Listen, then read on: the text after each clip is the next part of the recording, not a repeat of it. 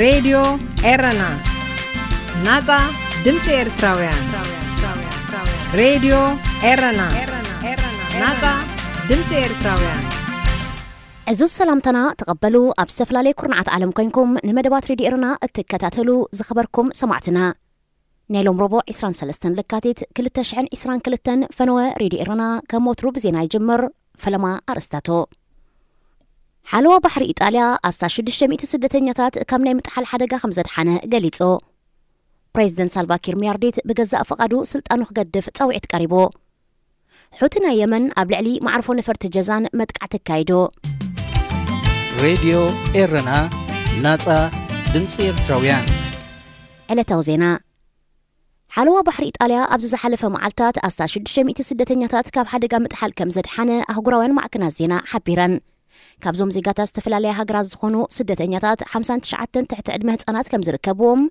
زبسحو كابኦም كا الاي زيبلوم مخانوم افنيات حلوا بحري املكيتو ابزوان زي هو ولا بستحوسو زناب اشغارو خوينو زلو كنتات اير نجلابو نايتوم سدتينياتات سلسوابرن بو متن هيوتوم اب حدغا وديقوم منبارو تغليصو حدا مننتون زيغانا ينيتا هاجر مخانون زي تغلط سدتينيا هيوتو محلافا حلوا بحر ايطاليا غليصو أبز عمد زتراي بوحدو 1570 سدتينياتات استفلاليا هاجرات ماكلاي بحر ساغيروم ناب هاجرات أوروبا أتيمالو كلتا 229 كأ ماكلاي بحر خساغرو أبز فتنولو هيوتوم كم زسانو هاجراو تكال سدتينياتات يغلط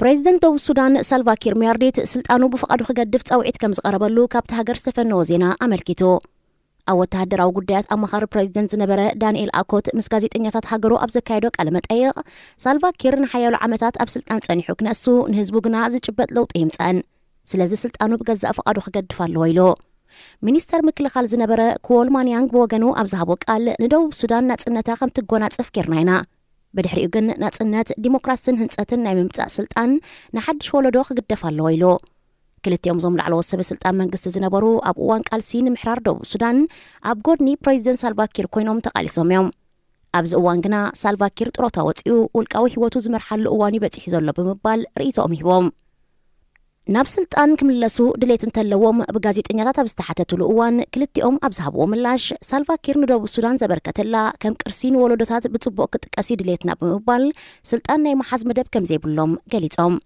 كم نيلسون مانديلا زعمسلو تقالستي ملكت جግንነት ኮይኖም ዝቀጽሉ ዘለው ንዝተወሰነ እዋን ጥራይ ኣብ ስልጣን ምጽንሖም ይዝብል ኮልማንያንግ ሳልቫኪር ካብ ዝንኔው ኣብ ስልጣን ተጸኒሑ በኃይል ሙራዱ ስለዘይተርፍ ክዋረድ አይደለናን ይብል ብብልሽውናን ካልእ ብሔር ሰረቱ ወገንነትን ዝኽሰስ ፕሬዝዳንት ሳልቫኪር ሚያርዴት ደቡብ ሱዳን ኣብ ጽባሕ ናጽነታ ናብ ዳግማይ ውግእ ሓድሕድ ከም ተኣቶ ገይርዋዮ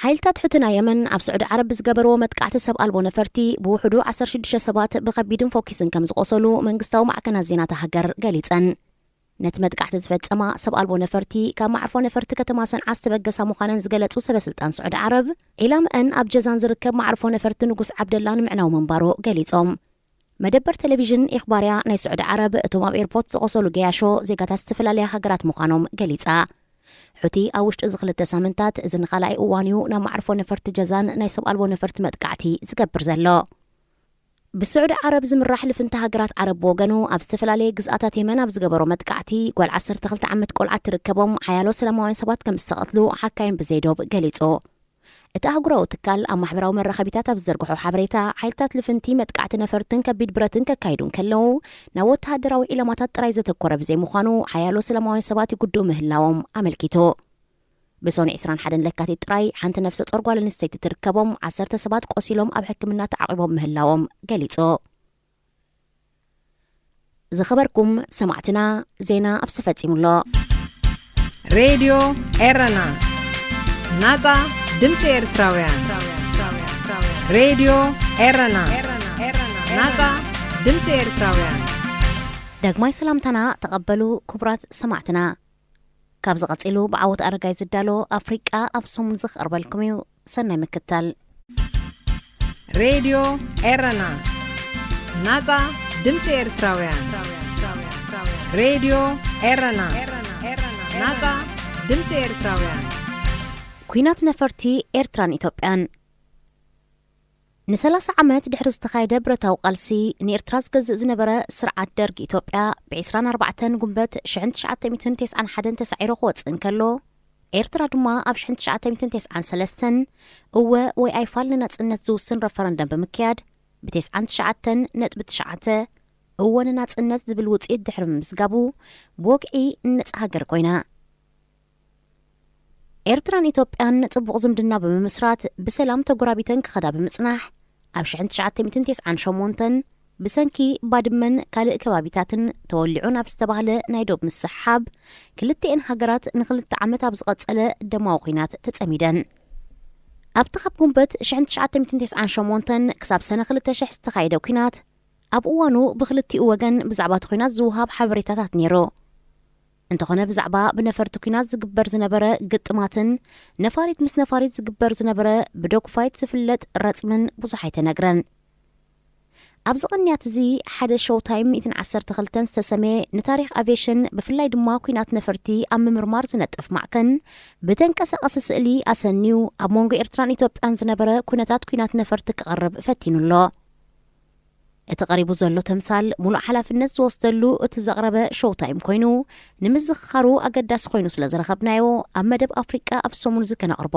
ወሲና ኣሎና ኤርትራ ነጻ ሃገር ምስ ኮነት እኹል ሰራዊትን ኣጽዋርን እኳ እንተነበራ ሓዳስ ምስ ምንባራ ግን ሓይሊ ኣየር ኣብ ምምስራሕ ካብ ባድያ ጀሚራቶ ኤርትራ ኣብ መደብራት ሓይሊ ኣየር ዝነበረ ዝተረፋ ገለ ሒደት ግን ከኣ ኣብ ሕማቕ ኩነታት ዝነበራ ነፈርቲ ማሪኻያ ሓይሊ ኣየር መስሪታ ግን እኹል ኣይነበረን ኤርትራ ዝዓደገተን ናይ መጀመርታ ነፈርቲ ኩናት 4 ኣርማቺ ኤምቢ 339 ዝዓይነተን ፎኮስቲ ዝበዝሕ ግዜ ንልምምድ ዝውዕላየን ነይረን ኢትዮጵያ ብወገና ናይ ነዊሕ ዓመታት ናይ ሓይሊ ኣየር ልምዲ እኳ እንተነበራ መብዛሕትኦም ኣብረርቲ ነፈርቲ ኣባላት ስርዓት ደርጊ ብምንባሮም ኣብቲ መጀመርታ ግዜ ካብቲ ሃገር ወፂኦም ኣብ ስራሕ ኣይነበሩን እንተኾነ ድሒሩ ኣብ ስልጣን ዝነበረ ኢህኣደግ መሊሱ ክቆፅሮምን ናብ ስራሕ ክመልሶምን ክኢልዮ ኣብቲ እዋን ድማ ኢትዮጵያ ኣብ ስራሕ ዝውዕላ ካብ ስርዓት ደርጊ ዝተረፋ ሚግ 21 ሚግ 23 ዝዓይነተን ነፈርቲ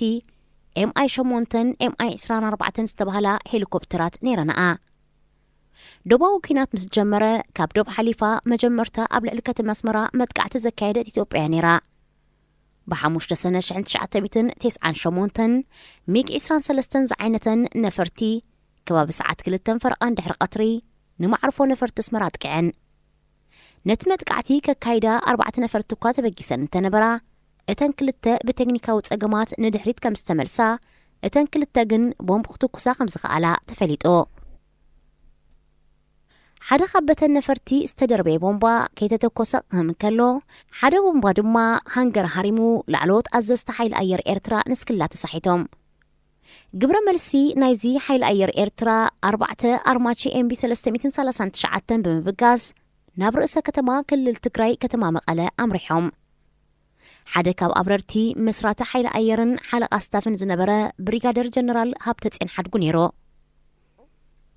ብሪጋደር ጀነራል ሃብተጽዮን ዝመርሓ ነፋሪት ኣብ ሓይሊ ኣየር መቐለ ተዓሺገን ኣብ ልዕሊ ዝነበራ ነፈርቲ ካብ ነፋሪት ብዝትኮስ ጥያይት መጥቃዕቲ ብምክያድ ሓንቲ ሚግ 23 ዝዓይነታ ነፋሪትን ኤምኣይ 8 ሄሊኮፕተርን ይዕንዮ ካልአይቲ ናይ ኤርትራ ነፋሪት ዝተኮሰቶ ቦምብ ኣብ ራንወይ ክዓልብ እንከሎ እተን ዝተረፋ ክልተ ነፈርቲ ሰንድኦ ድማ ናብ መንበሪ ኣባይትን ቤት ትምህርትን ሃሪሙ ከም ውፅኢቱ 53 ሰላማውያን ሰባት ተቐቲሎም 185 ድማ ቆሲሎም ኣብዚ ናይ መጀመርታ መጥቃዕትን ግብረ መልስን ኢትዮጵያ ዝበለፃ ነፈርትን ዝለዓለ ኢድን እኳ እንተነበራ ናይ ኤርትራ ብቕዓትን መጥቃዕትን ግን ዝለዓለ ነይሩ እዚ ግን ዝተቐትሉ ሰላማውያን ሰባት ኣብ ግምት ከእትኻ ኣብቲ ናይ ነፈርቲ መጥቃዕትታት ምስ ዝትኮርዩ ኢትዮጵያ ብዘመዝገበቶ ውፅኢት ሕጉስቲ ነበረትን ከም ውፅኢቱ ንጽባሒቱ 6 ሰነ 1998 ብኮሎኔል በዛብህ ጴጥሮስ ዝተመርሓ 4 ሚግ 21 ነፈርቲ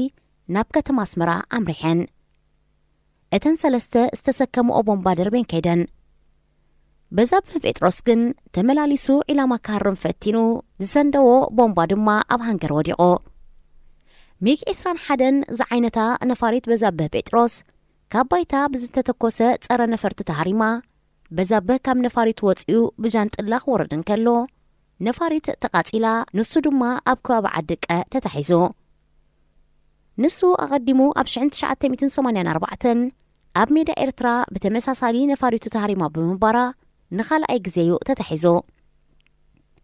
ድሕሪዚ ኩናት ኤርትራን ኢትዮጵያን ብመጠኑ ክሳብ ለካቲት 1999 ዝሒሉ ነይሩ። ኣብዚ እዋን እዚ ክልቲአን ሃገራት ዝነበረን ግዜ ተወሳኺ ጽዋር ኣብ ምሽማት ተጠቒመናሎ። ኤርትራ 6 ሚኮያን ሚግ 29 ካብ ዩክሬን ዓዲጋ እዘን ነፈርቲ ከመይ ጌርካ ከም ዝምርሓ ዝምህሩ ድማ 7 ዩክሬናውያን ናብ ኣስመራ ተላኢኾም። ኢትዮጵያ ብወገና 6 ሱኾይ 27 2 መምሃሪ ነፈርትን ሸሚታ ምስአን ድማ ሩስያውያንን ቡልጋርያውያንን መምሃራን እተን ነፈርቲ ከመይ ከም ዝምርሓ ክምህሩ ናብ ኢትዮጵያ ኣትዮም። ሚግ 29 ከምኡውን ሱኾይ 27 ነፈርቲ ስራሓት ሩስያየን። ሩስያ ኣብ ግዜ ዝሕል ኩናት ካብ 1970ታት ሒዛ ከተማዕብለን ጽንሐት ኮይና ምስና ማዕበላ ዝመጻ ዝነበራ ናይ ሕቡራት መንግስታት ኣሜሪካ ነፈርቲ ኩናት ንምውድዳር ዝተማሃዛየን። ሚግ 29 ንሓፂር ርሕቀት ሱኾይ 27 ንነዊሕ ርሕቀት ከገልግላ ተሓባቢረን ኣብ ዓውደ ኩናት ክሳተፋ ነፋሪት ምስ ነፋሪት ንዝግበር ግጥም ንምውጋእ ምቹኣት ኮይነን ተሃኒፀን። ኣብ ኩናት ኤርትራን ኢትዮጵያን ግን ኣብ ንሓድሕደን ተፋጢጠን ኣብ ኩናት ድማ ውዒለን። ኤርትራን ኢትዮጵያን ብዝተሸመታ ነፈርቲ ኣብ ዝተፈላለየ ግንባራት መጥቃዕትታት ኣካይደን። ኣብቲ ኩናት ኢትዮጵያ ዝበዝሓ ነፈርቲ ስለ ዝነበረኣ ዓብላልነት ነይርዋ። ክልቲአን ሃገራት ብተወሳኺ ምዕቡል ጸረ ነፈርቲ ራዳር ብምዕዳግ ኣብ ጥቕሚ ውዒለን። ኣብዚ እዋን እዚ ክልቲኦም ወገናት ዝለኣኽዎን ነፈርቲ ኣብ ዓውደ ኩናት ፊት ንፊት ተራኺበን ዝተሃዳደናሉ ንሓድሕደን ዝተሃራርማሉ ኣጋጣሚታት ነይሩ። እዚ ብዶግ ፋይት ዝፍለጥ ኮይኑ ኣዝዩ ልዕል ብቕዓት ይሓትት። ኣብ ሓደ ኣጋጣሚ ናይ ኤርትራ ሚግ 29 ናብ ዓውደ ኩናት ወፊራ ኢትዮጵያ ግብረ መልሲ ንምሃብ ልዒላ እትበርር ሚግ 21 ከምኡውን ትሒታ ትበርር ሱኾይ 27 ልኢኻ። ነዚ ዝተባሃለ ኤርትራዊ ፓይሎት ደድሕርታ ሚግ 21 ብምኻድ ሚሳይል ተኪሱላ። እንተኾነ ኢትዮጵያዊ ፓይሎት ጸረ ሚሳይል ብምትኳስ ዝተተኮሰሉ ሚሳይል ኣፍሺልዎ። እቶም ኢትዮጵያውያን ስዒቦም 4 ሚሳይል ናብቲ ኤርትራዊ ተኪሶም። እዚ እውን እቲ ኤርትራዊ ነፋሪቱ ትሒቱ ብምብራር ከስሕቶ ኽኢሉ። ኩናት ነፈርቲ ኤርትራን ኢትዮጵያን ንኽል ኣየር መን ዓብለለ ኣብ ዝብል ተጸሚደን ክደላለያ ጀሚረን። ብ21 ለካቲት 1999 ነፈርቲ ክልቲኦም ዳግማይ ኣብ ሰማይ ተራኺበን። ኣብታ መዓልቲ ኢትዮጵያ 2 ሚግ 21 ብምልኣኽ 2 ሱኾይ 27 ሽፋን ከም ዝገብራለን ክትገብርን ከላ ኤርትራ ድማ ሚግ 29 ልኢኻ ነይራ። ኤርትራ ኣብዚ ኣጋጣሚ ብነፈርቲ ተዓብሊላ ጥራይ ዘይኮነስ ኣብ መሬት ዝነበረ ራዳር እውን ተሃሪሙ ብምንባሩ ትሑት ብልጫ ነይርዋ። ኣብቲ ኣጋጣሚ ብዙሕ ሚሳይላት ተተኪሱ ምስሓሓት ነይሩ። ካብ ሱኾይ 27 ነፋሪት ኢትዮጵያ ዝተተኮሰ ሚሳይል ግን ንሓንቲ ናይ ኤርትራ ነፋሪት ክሃርም እንከሎ እታ ነፋሪት ትክን ናውፀት ብታሕቲ እናበረረት ናብ ግዝኣት መሬት ኤርትራ ኣትያ። ካብ ናይ ኤርትራ ዝተተኮሰ ሚሳይል ንሱኾይ 27 ክሃርማ ተቓሪቡ እኳ እንተነበረ እታ ነፋሪት ብፍጥነት ማለት ብሱፐርሶኒክ ድሕሪ ምጓዓዛ ከተስሕቶ ኽኢላ። ብ25 ለካቲት ሓደ ስሙ ክንገልጾ ዘይመረጽና ኤርትራዊ ፓይሎት ካብ ኣስመራ ተበጊሱ ዕላምኡ ኣብ ሰሜን ከተማ መቐለ ኣብ ሓለዋ ተዋፊራ ዝነበረት ነፋሪት ንምህራሚ ነይሩ። ንሱ ካብ ራዳር ንምኽዋል ኣትሒቱ እኳ እንተበረረ ከም ዝሓሰቡ ግን ኣይኮነሉን። ራዳር ርኢዎ። ንዑ ንምኽላፍ ሌተናል ኮሎኔል ገብረ ስላሴ ዝተባሃለ ኢትዮጵያዊ ነፋሪቱ ሃዲንዎ። ገብረ ስላሴ 2 ሚሳይላት ተወኪሱ ሓንቲ ብቐጥታ ነታ ኤርትራዊ ሒዝዋ ዝነበረ ሚግ 21 ክትሃርማን ከላ እቲ መራሒ ተሰዊኡ እታ ነፋሪት ድማ ተቓጺላ። እዚ ኣጋጣሚ ንሓይሊ ኣየር ኤርትራ ዓብ ኽሳራ ነይሩ። ሚግ 21 ክትቃጸላን ከላ ካብኡን ላዕሊ ድማ ምኩር መራሒ ነፋሪት ስኢና። ሓደ ካብ ፓይሎታት ኤርትራ ደጀን ዓንደ ሕሸሊ ነይሩ። ንሱ ነቲ ኩነታት ክገልጾን ከሎ መንግስቲ ኤርትራ ቀዲመን ዝተሃርማ ነፈርቲ ንምንታይን በይናይ ጉድለትን ከም ዝተሃርማ መጽናዕቲ ኸይገበረ ኣብረርቲ ነፈርቲ ተመላሊሶም ነፈርቲ ኸብርሩን ናብ ዓውደ ኩናት ክኸዱን ይደፍእ ብምንባሩ ኣብ ሓይሊ ኣየር ቁጣዐ ፈጢሩ ከም ዝነበረ ይገልጽ። ደጀን ዓንዲ ሕሸል ካልኣይ ግዜ ክትበርርን ናብ ኩናት ክትሳተፍን እንተኮይንካ ኣቐዲሙ ዘጋጠመካ ጉድለት እንታይ ከም ዝነበረ ተረዲእካ ጌጋኻ ክትዕሪ ከም ዝግባእ ይሕብር። ብ26 ለካቲት ካልኣይ ፓይሎት እዚውን ስሙ ዝዓቀብናዮ ካብ ኣስመራ ተበጊሱ። ንሱውን ገና ካብ ኣስመራ ክብገስ እንከሎ ብራዳር ስለ ዝተረኣየ ኣብ መሬት ትግራይ ምስ በፅሐ ካብ ነፈርቲ ብዝተተኮሰ ሚሳይል ተሃሪሙ መስዋእቲ ከፊሉ ነፋሪቱ ድማ ተሓምሽሻ። ድሕሪዚ ናይ ነፋሪት ምስ ነፋሪት ኩናት ይካየደን። ሓደ ካብ መራሕቲ ነፈርቲ ዝነበሩ ደጀን ዓንዲ ሕሸል ድማ ኣብ ትሕቲ ቀይዲ ኣትዩ። ድሕሪ ምእሳሩ ድማ ካብ ቤት ማእሰርቲ ምሊጡ ብምውፃእ ኣብዚ ሕጂ እዋን ዕቑባ ተዋሂብዎ ኣብ ሃገረ ሽወደን ይቕመጥ ኣሎ። ቀፂሉ ኢትዮጵያ ዝያዳ ነፈርትን ራዳራትን ዓዲጋ እንተኾነ ውዕል ሰላም ኣልጀርስ ተፈሪሙ ኩናት ደው ኢሉ ቀንዲ ምክንያት ኩናት ከም ዝኾነ ዝተገልጸት ባድመ ድማ ብላዕለዋይ ቤት ፍርዲ ዘሄግ ናይ ኤርትራ ከም ዝኾነት ተፈሪዳ። ኣብዚ ጸብጻብ ካብ ዝጠቐስናዮም ክልተ ሰበስልጣን እቲ ሓደ ኤርትራዊ ብርጋዴር ጀነራል ሃብተጽዮን ሓድጉ ክኸውን ከሎ እቲ ካልኣይ ድማ ኮሎኔል በዛብህ ጴጥሮስ እዩ። ንሓይሊ ኣየር ኤርትራ ካብ ባዶ ዘበገሰ ብርጋዴር ጀነራል ሃብተጽዮን ሓድጉ ኣብ ኤርትራ ብዘይ ፍርዲ ኣብ ትሕቲ ቀይዲ ክኣቱን ከሎ ክልተ ግዜ ኤርትራ ክድብድብ ተሃሪሙ ዝተማረኸ ኮሎኔል በዛብህ ጴጥሮስ ድማ ኣብ ኤርትራ ኣብ ከመይ ኩነታት ከም ዘለኳ እንተዘይተፈልጠ ኣብ ዓዱ ግን ሓወልቲ ተሰሪሕሉ ይርከብ። ክልተ ግዜ ዝተማረኸ ሓወልቲ ተሰሪሕሉ ሓይሊ ኣየር ዝሃነፀ ድማ ብዘይ ፍርዲ ተቐይዶ። ሬድዮ ኤረና ናጻ ድምፂ ኤርትራውያን ሬድዮ ኤረና ናጻ ድምፂ ኤርትራውያን ዋጋ ምግቢ ዓለም ወሲኹ ናይ ኣፍሪቃ ድማ ገዲዶ። ሓደ ንኹሉ ፍጡር ብማዕረ ዘገድሶ ነገር እንተደኣ ሃልዩ መግቢዩ። ኣብዚ ሕጂ እዋን ዋጋ ምግቢ ዓለም ብዝለዓለ መልክዑ ይውስኽ ብምህላው ኣሸቓሊ ነገር ኮይኑሎ። ዋጋ ምግቢ ኣብታ ብድኽነት ህዝባ እትልለ ኣህጉር ኣፍሪቃውን ብናህሪ ይውስኽ ምህላው ማዕከናት ዜና ዓለም ይሕብር ኣለዋ። ካብ ድኻታት ሃገራት ክሳብተን ዝሃብተማ ዝበሃላ ዋጋ ወሰኽ መግቢ ሓያሎ ሰባት ክጸሉ ጀሚሩሎ። ዋጋ መግቢ ዓመታዊ ብመጠኑ ዝውሰን እኳ እንተኾነ ናይ ሎም ዓመት ወሰኽ ግን ሃንደበታዊ ዝላእ ዘርኣየ ከም ዝኾነ ንነፍሲ ወከፍ ሃገር ተንኪፉ ከም ዘሎ ጸብጻብ ውድብ ሕብራት ሃገራት ይገልጽ። ብመሰረት ውድብ ብሓፈሻ ክረአ እንከሎ ዋጋ እኽሊ ብ13 ሚእታዊት፣ ስጋ 17 ሚእታዊት፣ ሽኮር 20 ሚእታዊት፣ ዘይቲ ኣሕምልቲ ድማ ብ34 ሚእታዊት ወሲኹሎ። እዚ ድማ ድሕሪ 2011 ኣብ ዝለዓለ ጥርዚ ምብፅሑ የርኢ። ኣፍሪካ ኒውስ ብዝገበሮ መጽናዕቲ ዋጋ መግቢ ብፍላይ ኣብ ትሕቲ ሰሃራ ኣፍሪቃ ዝርከባ ሃገራት ብናህሪ ምውሳኹ ዘይንቡር ከም ዝኾነ ኣብዚ ዞባ ዝርከቡ ኣህዛብ 40 ሚእታዊት ካብ ኣታዊታቶም ናብ መግቢ ዘጥፍእዎ ብምዃኖም ወሰኽ ዋጋ ቁጠባዊ ቅልውላው ከስዕብ ተኽእለሎ። ዋጋ መግቢ ብቐጥታን ብተዘዋዋርን ምስ ምልባዕ ሕማም ኮሮና ቫይረስ ዝሰዓበን ኣብ ባጤራ ዶላር ኣሜሪካ ዝኸተሎ ዝቕባበን ዝተሓሓዝዩ። ንኣብነት ኮሚደረ ንምፍራይ ናውቲ ማሕረስ፣ ድቑዒ፣ ሰራሕተኛታት መጓዓዝያን ካልእን የድሊ። ብሰንኪ ኮሮና ቫይረስ ድማ ኣብ ኩሉ ነቲ ኮሚደረ ከተፍሪ ዘድልየካ መሳለጥያን ዋሕዲ ዓቕሚ ሰባትን ኣኸቲልዮ። ዋሕዲ ሰባት ካብ ሕርሻ እኹል ፍርያት ከም ዘይህሉ ገይሩ። መጓዓዝያ ባሕርን ምድርን ብሰንኪ ስራሕ ደው ዘበሉ ሰባት ተጓቲቱ መግቢ ከምቲ ዝድለ ናብቲ ዝድለ ከብፅሕኦ ኣይጸንሓን።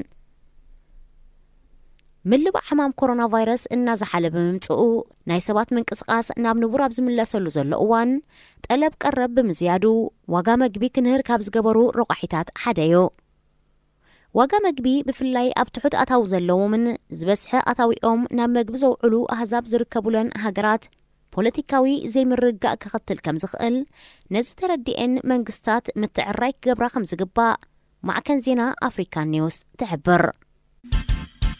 ሬድዮ ኤረና ናጻ ድምፂ ኤርትራውያን ሬድዮ ኤረና ናጻ ድምፂ ኤርትራውያን ኮቪድ-19 ምኽንሻብ ደቂ ኣንስትዮን ኮሮና ቫይረስ ኮቪድ-19 ናብ ኣፍሪቃ ድሕሪ ምልብዑ ሓያሎ ሃገራት ሓያል ናይ ምርጋጥ ኣዋጅ ከም ዝኣወጃ ይዝከር። ኣብ ቤትካ ምርጋጥ ምልባዕ ኮሮና ቫይረስ ዝከላኸል እኳ እንተኾነ ብኣንጻሩ ግን ካልእ ማሕበራዊ ሽግራት ክኸትል ተራእዩ። ገለ ካብቲ ማሕበራዊ ሽግራት ኣብ መንጎ መጻምድቲ ዝግበር ግርጭታት ዛይዱ ዓመፅን በደልን ኣብ ልዕሊ ደቂ ኣንስትዮ በዚሑ ፍትሕ ብተዓጻጻፊ ወሲኹ ተምሃሮ ካብ ትምህርቲ በኺሮም ቁጠባ ተተንኪፉን ካልእ ሓያሎ ሽግራት ስዒቡን ኣብ ኣፍሪቃ ግን ሓደ ካብ ትጽቢት ወጻእ ዝኾነ ነገር ክውስኽ ተራእዩ ንሱ ድማ ምኽንሻብ ደቂ ኣንስትዮ እዩ ሰባት ምስ ተዓጽኡን ብሓንሳብ ኮፍ ኢሎም ምስ ወዓሉን ገለ መሊሶም ይፋቐሩ ገለ ይማነው ገለ ይበኣሱ ገለ ሓድሽ ነገር ይምህዙ ገለ የንብቡን ይጽሕፉን ገለ ኣዴታት ኣፍሪቃ ግን ካብዚ ኩሉ ደቀን ምኽንሻብ መሪፀን ብሰንኪ ኮሮና ቫይረስ ኣብያተ ትምህርቲ ተዓጺቡ ብምንባሩ ደቂ ኣንስትዮ ድማ ኣብ ቤተን ኮፍ ክብላ ይግደዳ ብምንባረን ኣብ ልዕሊአን ዝግበር ጸቕጢ ወሲኹ ጥራይ ከይኣክል ብብዝሒ ከም ዝተኸንሸባ ማዕከን ህዝቢ ውድብ ሕብራት ሃገራት ገሊጾ በዚ ምኽንያት ኣብ ኣፍሪቃ ዝካየድ ምኽንሻብ ብ2 ሚልዮን ደቂ ኣንስትዮ ክውስኽ ከም ዝኾነ እቲ ውድብ ሓቢሩ ኣቐዲሙ ኣብ ሓደጋ ምኽንሻብ ዝነበራ ደቂ ኣንስትዮ 68 ሚልዮን ተገሚቱ ዝነበረ እዚ ናብ 70 ሚልዮን ከቢሉሎ ብመሰረት ጸብጻብ ኣብ ዓለም ኣብ ዝሕጂ እዋን ኣስታት 200 ሚልዮን ደቂ ኣንስትዮ ግዳያት ምኽንሻብን ንሱ ዘስዓቡ ሃስያን ኮይነን ከም ዘለዋ 44 ሚልዮን ካብዚኣተን ማለት ኣስታት 20 ሚእታዊት ትሕቲ 14 ዝዕድሚአን ኣዋልድን ህፃናትን ከም ዝኾና መብዛሕትአን ካብ ገለ መዓልትታት ድሕሪ ወሊድ ክሳብ 5 ዓመተን ዝተኸንሸባ ምዃነን ይግለጽ ምኽንሻብ ደቂ ኣንስትዮ ብብዝሒ ኣብ ኣፍሪቃ ዝያዳ ድማ ኣብ ምብራቕ ኣፍሪቃ እዩ ዝርአ ብዘይካ ኣብ ገለ ሃገራት ማእከላይ ምብራቕ ድማ ኣብ የመንን ኢራቅን ኣብ ርሑቕ ምብራቕ ድማ ኣብ ኢንዶኔዥያን ኣብ 30 ሃገራት ኣፍሪቃን እዩ ዝካየድ ኣብ ሃገራት ኣፍሪቃ ብብዝሒ ዝረኣየለን ድማ ግብፂ ሱዳን ኤርትራ ኢትዮጵያ ሶማልያ ጅቡቲ ማሊ ጊኒን ሰራሊዮንን ኮይነን ካብ ምብራቕ ኣፍሪቃ ናብ ማእከላይ ክሳብ ምዕራብ ኣፍሪቃ ዝርከባ ሃገራት ብብዝሒ ዘውትርኦ ካብዚኣተን ሶማልያ 98 ሚእታዊት ጊኒ 96 ሚእታዊት ጅቡቲ 93 ሚእታዊት ግብፂ 91 ሚእታዊት ደቂ ኣንስትዮ ብምኽንሻብ ብዝለዓለ ነቲ ተግባር ዘካይደ ሃገራት ኮይነን ኡጋንዳ ታንዛንያ ማእከላይ ኣፍሪቃ ካሜሮን ጋናን ኒጀርን ድማ ብውሕድ ቁፅሪ የካይዳ ምኽንሻብ ደቂ ኣንስትዮ ዝኾነ ይኹን ሕክምናዊ ጥቕሚ ከም ዘይብሉን ብኣንጻሩ ንጓል ኣንስተይቲ ካብ ግዜ ህፃንነታ ክሳብ መወዳእታ ኣካላውን ስነ ኣእምሮውን ጉድኣት የውርድ ኣብ መጀመርታ ግዜ ምኽንሻብ ቃንዛ ምፍሳስ ደም ረኽስን ናይ ሽንቲ ጸገምን ኣብ ገለ ድማ ክሳብ ሞት ከብጽሕ እንከሎ ኣብ ዝተናውሐ ድማ ስነ ኣእምሮዊ ጸቕጢ ምጉዳር ርእሰ ተኣማንነት ምምዝባል ጽድያት ዳግማይ መጥባሕቲ ዝሓትት በሰላ ናይ ወሊድ ጸገም ምስ ስንኻላት ኣብ ግዜ ወሊድን ካልአን የስዕብ ምኽንሻብ ደቂ ኣንስትዮ ብተወሳኺ ዝተፈላለያ ሕብረተሰባት ብዝተፈላለየ ምኽንያትን ባህላዊ እምነትን ተቐሲበን እየን ዘካይድኦ ኣብ ባህልታተንን ልምድታተንን ሱር ሰደደ ብምዃኑ ድማ ብቐሊሉ ክተርፍ ዘይክእል ልምዲ እዩ ብሓፈሻ ንምኽንሻብ ደቂ ኣንስትዮ ዓመታዊ ኣስታት 1.4 ቢልዮን ዶላር ወጻኢታት ክግበር እንከሎ ኣስታት 3 ሚልዮን ድማ ግዳያት ይኾና ብመሰረት ውድብ ሕብራት ሃገራት እቲ ልምዲ ሓደ ካብ ምጉዳል ሰብኣዊ መሰላት ኣዋልድን ደቂ ኣንስትዮን ምጉዳል ኣካላትን እዩ ዝቑፀር ምኽንሻብ ደቂ ኣንስትዮ ኣብ መጻሕፍቲ ሃይማኖታት ዘይሰፈረ ክነሱ ብሓያሎ መራሕቲ ሃይማኖታት ይድገፍ ኣብ ታሪክ መዓስን ኣበይን ጀሚሩ ዝፍለጥ ጭቡጥ ነገር እኳ እንተዘየለ ኣብ ናይ ግብፂ ፈርዖናውያን መቃብር ዘሎ ናይ ስእሊ ጽሑፍ ከም ዘመልክቶ ግን እቲ ተግባር ኣብ 800 ዓመት ቅድሚ ልደተ ክርስቶስ ኣብ ናይ ሎማ ሃገራት ግብፅን ሱዳንን ጀሚሩ ክኸውን ከም ዝኽእል ተመራመርቲ ስነ ጥንቲ ይግምቱ ሬድዮ ኤረና ናጻ ድምፂ ኤርትራውያን ሬድዮ ኤረና ናጻ ድምፂ ኤርትራውያን ተወሳኺ ኣፍሮቢትስ ዝዓይነቱ ህርመት ሙዚቃ ኣፍሪቃ ኣብ መላእ ዓለም ብብዝሒ ዝስማዕ ደው ዘብሎ ሓይሊ ዘየለን ናኾነ ይመጽእ ከም ዘሎ ማዕከን ዜና ሲኤንኤን ሓቢራ ህርመት ኣፍሮቢትስ ብሓፈሻ ኣብ ምዕራብ ኣፍሪቃ ዝፈሪ እኳ እንተኾነ ብብዝሒ ዘፍርዮ ዘለዋ ሃገራት ግን ናይጀርያን ጋናን ከም ዝኾና ሓያሎ ኣፍሪቃውያን ስነ ጥበባውያን ተጠቀምቲ ናይ ዝህርመት ኮይኖም ከም ዘለዉ ተገሊጹ ኣፍሮቢትስ ኣብ 1960ታት ፈላ kuti ዝተባህለ ደራፋይን ቶኒ ኣለን ዝተባህለ ሃራሙ ከበሮ ናይጀርያውያን ዝጀመረ ኮይኑ እቶም ስነ ጥበባውያን ህርመታት ኣፍሪቃ ምስ ጃዝ ሶንን ፉንክን ዝተባህሉ ህርመታት ሕብራት መንግስታት ኣሜሪካ ብምውሃድ ከም ዝጀመርዎ መዛግብቲ ታሪክ ይሕብሮ ድሕሪ ናይ ነዊሕ ልዕሊ 50 ዓመታት ምቅንባር ኣብዚ ሕጂ እዋን ኣፍሮቢትስ ካብ ጃፓን ክሳብ ፓሪስ ኒውዮርክ ክሳብ ሪዮ ዲ ጀኔሮ ኣብ ሓያሎ ክፋላት ዓለም ህቡብነቱ ኣረጋጊጹ ይርከብ ነቲ ቅዲ ዝጥቀሙ ኣፍሪቃውያን ድማ ተዓወቲ ዝተፈላለዩ ሽልማታት ክኾኑ ብምብቅዖም ውህሉል ዓወት ኣፍሪቃውያንን ጸለምትን ከም ዝኾነ ይግለጽ ሬድዮ ኤረና ናጻ ድምፂ ኤርትራውያን ተጥዕሙ ምስ ሬድዮ ኤረና ኣብዚ መደብ እዚ ንማሕበራዊ ህይወት ዘንጸባርቑ ጽሑፋት ግጥምታት ድርሰታትን ዋዛታትን ዝቐርቡ ኮይኖም ኣብ ህይወት ንዘጋጥሙ ጸገማትን ኣፈታትሖምን ኣመለኻኽታና መዓልታዊ ህይወትና ተዘክሮታት ንእስነትን ካልእ ንኣጠማምታና ውልቃዊ ህይወትና እናንጸባረቐ ዘዘናግዕን ምኽርታት ዝልግስን መደብ እዩ ተጥዕሙ ምስ ሬድዮ ኤረና سلام كميت أغنية فتوح تخاتلت مدب تطعم سريد يرنا زيتو الربع صغر بالكم مدب تطعميو نلمون كم تلمود نعخم يخوب نيزبن لا يتحس تدالينا أب مدب ساعتنا ترغيبنا لنا كساف تسامي مدبنا مسانا حبيركم بخبر خصان حزو دماكم أدالونا أقرب المدب تسفيت يوهانسي سناي مكتتال راديو إيرنا ناتا دمسي إرتراويان زتلمدج أوجاو صحافي سيراك تغلزقي منجي فرشم كابلندن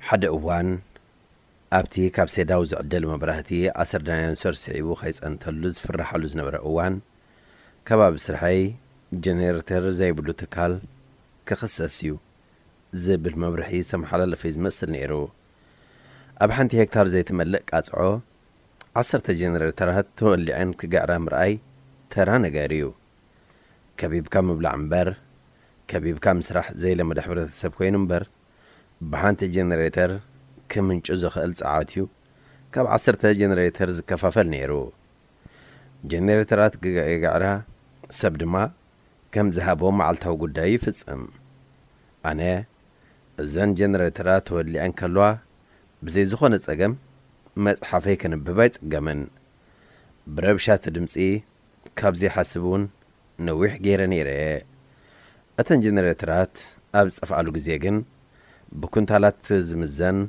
وشت او سلام ننفسي عسلمو نابكال عالم زغاشلو كوينو يسمعني معرخ انده يربش كم زنبركون اسوات اني لكاغي تردعني مستان جنراترات من بارتوها هيدي حسب تبالكوسي زمعالتاوية محبرة وميديان سمعو جوتا لكع كم تنجنراترات تواهيدنايو نفسو كفنا مستمعالتاوين سمعو دمسين وهاهدينا عوز بلا موسيقى دمس تلفزيون زرب تلفون سبات ساق مكاين يخون ولا أبكو تاليتي زنبحو انساتات بهلي كتماون أبرايم يخون مبر دمس تلفزيون دقاس خلاكاوي ساق ترافيك رسخا مكان تجميرو زنغرزي كابترا دمس مخان حليفو ناب بكلا دمس يسغاغر مبزحتنا سبات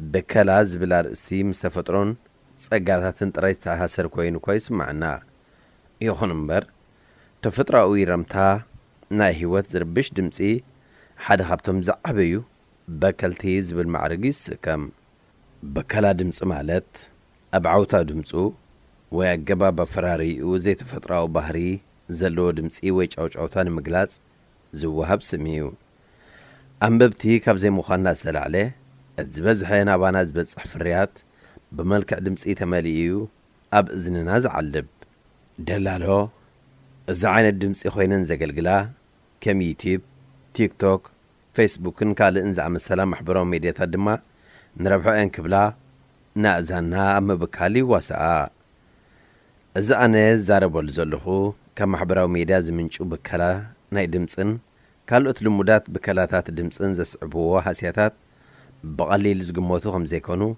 سبمويا زعودية بستفلا اللي مصنعتي زرقاقص وحق ايو كم ناي مسمع صقام سنا امراو صقام أكالاو صقام تغنزباو صقام مرقا طباي سئنة دقاس دخم لبي صقام رددأن كالن زعمسولو صقامات ካብቶም ብቐዳምነት ዝጥቀሱ ሃስያታት እዮም።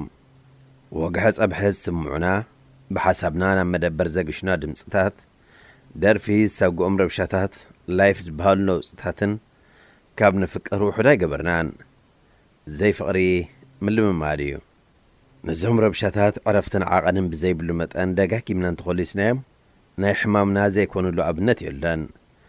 ድሓር ከዓ ሰብ ዝበልዖ እዩ ዝመስል ጫውጫውታ ዝቕለብ ሰብ ጫውጫው እዩ ዝብል። ጫውጫው ግብረ መልሲ ኣእምሮን ክእለት ኣተኩሮን ደቂ ሰባት ጸልዩ ናብ ትሑት ደረጃ ተግባራውነት ዝመርሕ መስርሕ እዩ። ጫውጫውታ ልክዕ ከም ካልኦት ማዕበላት ድምፂ ብዓቐኑ ዝሓለፎ ድምፂ ናብ ኣእምሮ ምስ ዝሓልፍ መጠን ግብረ መልሲ ኣእምሮ ጉዲሉ ንብቕዓት ኣእምሮ የውርድ። ብዘይካዚ ናይ ምዝካር ተኽእሎና ትሒቱ ነጽንዖም ነገራት ፍረ ኣልቦ ይገብሮም። መንፈሱ ዘጥፍአ ሕብረተሰብ ደረፋዩ ዘብዝሕ ዝዛረብ እምበር ዝሰማዕ ኣብ ዘይብሉ ዘመን እቲ መንፈስ ከህድእ ዝነበሮ ሙዚቃ ጽባቑ ጥፊኡ ረብሻ ዝፈጥር መሳርሒ ይቕየር። መንፈስካ ጭርባሕባሕን ገልጠምጠምን ዘበራብሮ እንተኾይኑ ኣብ ጫውጫው ምንባር ተላሚድካ ኣለኻ ማለት እዩ። እዚ ማለት ድማ ናይ ምግንዛብ ተኽእሎኻ ዳሓንኩን ትብል እናስትሮ ኹላዓልካ ጀሚር ኣሎ ማለት እዩ።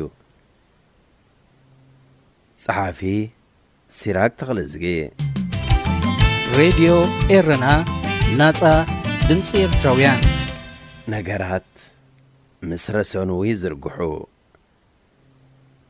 ምንጪ ሓይሊ ትሕቲ ኣውኖ ኣእምሮኻ ብጆሴፍ መርፊ ትርጉም ኤፍሬም ፀሓየ። ነገራት ምስ ረሰኑ ይዝርግሑ።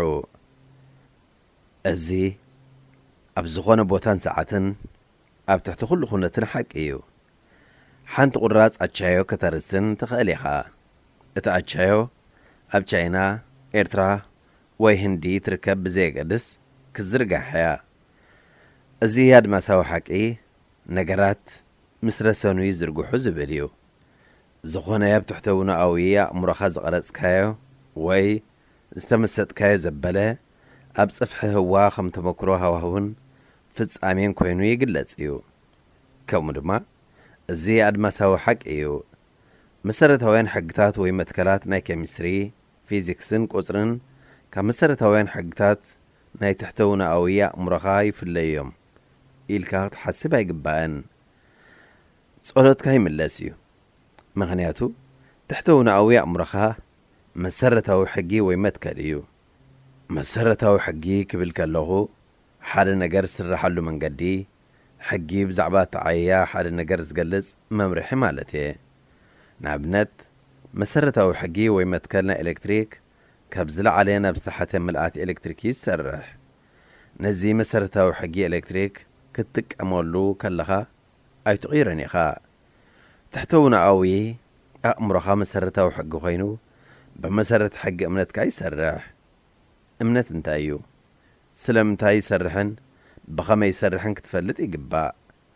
መጽሓፍ ቅዱስ ብቐሊል ንጹርን ጽቡቕ መንገድን ከምዚ ይብል፣ ብሓቂ እብለኩም ኣለኹ ነዚ ኸረን እዚ ተንስእ ናብ ባሕሪ ኸኣ ተደርበ ዝብሎ እሞ እቲ ዝብሎ ከም ዝኸውን ዝኣምን እምበር ብልቡ ዝጠራጠር ዘበለ ከምኡ ክኾነሉ እዩ። ስለዚ ድማ እብለኩም ኣለኹ ኩሉ እቲ እትጽልይዎን እትልምንዎን ከም እተቐበልኩሞ ጌርኩም እመኑ እሞ ክትረኽብዎ ኢኹም። ሕጊ ናይ ኣእምሮኻ ሕጊ እምነት እዩ። እዚ ማለት ኣብቲ ኣእምሮኻ ዝሰርሓሉ መገዲ ምእማንን ኣብ እምነት ንገዛእ ርእሳ ምእማንን እዩ። እምነት ናይ ኣእምሮኻ ሓሳባት ናይ ኣእምሮኻ እዩ።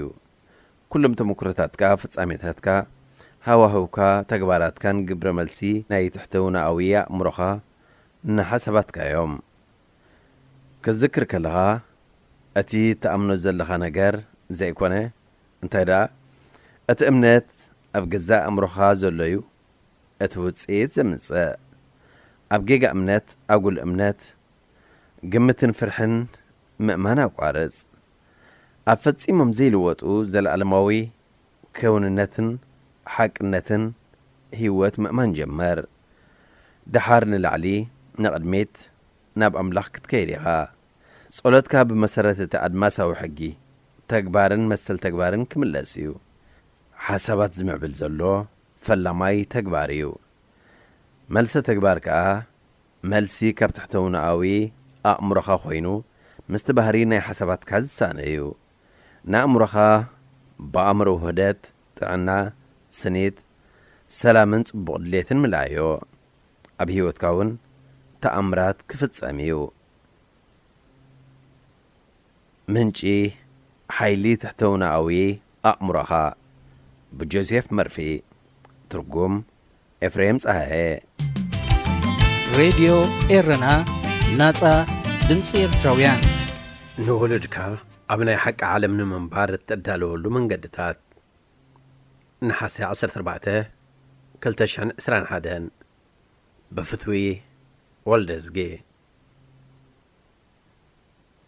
نولدك أبناء حق عالم منبار التدالو من قدتات هيوت حد عينت فيلم ويسوس وهيكونتن هيوت ناي حق إيو حد زيد ما أصقامي كخون خاليو سلازي تبعتن برتقان امنتن نهيوت قليلن زحقوسن كقبرو خمز خال نولدك مهارو نولدك أبزري الورلد أبني بحق إيوت نهيوت كتهدالو ندك خاف زود الدرز ملا عالم بغمي بهيوت كقصلو خمز خالو ختمهرم صبوق سنة مقبراوي سرعتات كتسرز ألوم كمون أسالت أمن قنوع الرأيومن نهيوت عوتن حقوسن كم زقبرات رايزي كونس نعبيت هاقرنا عبيا بركتهم زقبر أو انتو نقرات بمقبر هاقرنا أو انتو عويت كنقبر كم زلنا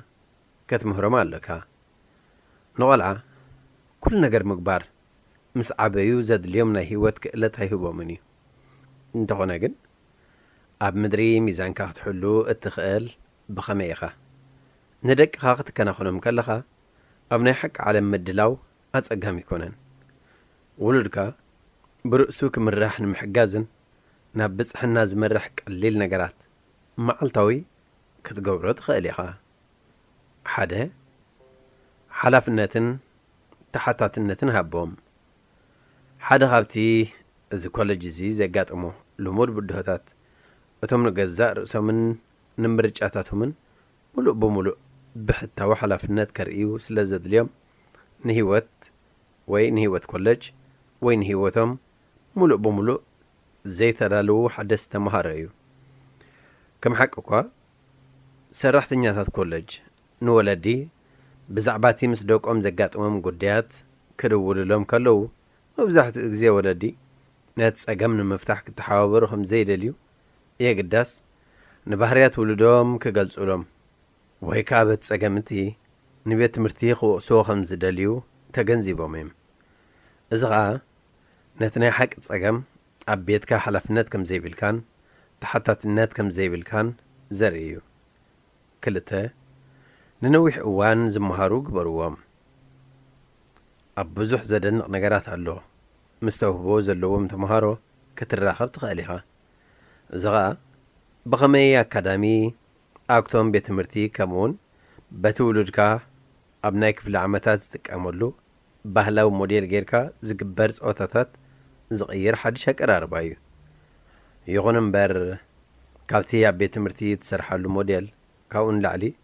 كتحلف سعارو أتحساس بعبيت تابوش تماسريزكا نخك على سوف غدلهم نخت مهارن نخت عبن زخ إلك حقات عمتات أزيا قد صحاب مخانو التلعلة بغض صالي نخ مهارو زيادة بزحقز كايمتن حديش كونتات انكفات ويمن قدي كاقات مهم كله زد اليوم نقرات نمركاب زيادة عطقات كخونيهم سلسته جيغاتات كم زقات مهار ولدكا زخونه يخون جيغان تغيرو أب كنديز چدرلومن زهر مومن مساعتهم كوفيلكا بزعبا جيغوهم ترديكا جيغاتات كتقبر صبق مخون نقرم كميسي إذا جيغا زي نختم مهار كحق زكايو أتي تمهار كاي جيغا اندقنا حاد نقر كم زي تدقم زحبريو ከምኡን ተጌርካ ኸዓ ጉጉይ ምርጫኻን ጉጉይ ምርጫታትን ህይወትካን